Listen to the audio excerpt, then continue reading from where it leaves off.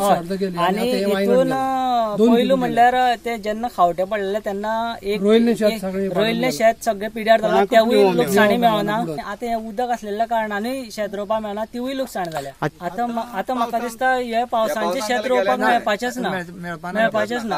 आता डायरेक्ट आमकां मेळटले ते परत फुडल्या पावसान ते सुद्दां सारखे केले जाल्यार 30 तारीख ऍक्च्युअली 15 तारीख दिल्ली तेंका.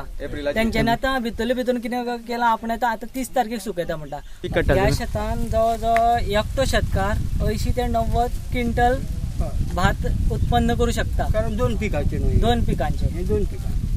आणि तशेंच एका पिकान हे व्हडले शेत असल्या कारणान जवळ 50 एका रावणेन 50 क्विंटल काढू शकता. सो मिनिमम म्हाका दिसता 30 ते 35 हजार प्रत्येक शेतकऱ्याक मेळोंक जाय.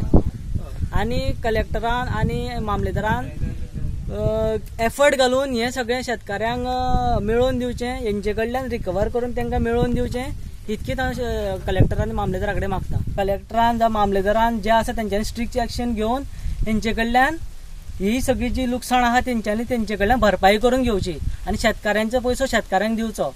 अशें जाल्लें आसा की आयज शेतकऱ्यां कडेन खातलो जाल्यार कांय ना, तांदूळ ना, हेंचे मिनिस्टरां कडेन तेंचे कडेन मागचें पडटा. लॉकडावनान कांय मेळना. आयज हांगसर कितकेशे भुरगे काम करून पोट भरतले आशिल्ले, शेत रोयतले आशिल्ले, ते तांकां करूंक मेळना. सरपंच विचारल्यार म्हणटात 30 मे मेरेन शेतांतले उदक आटोवन खंय लुकसाण भरपायेची व्यवस्था जातली. लोकांक ताच्या उतराचेर आशा ना. प्रुडंटा खातीर शिरीष कुंकळेकार.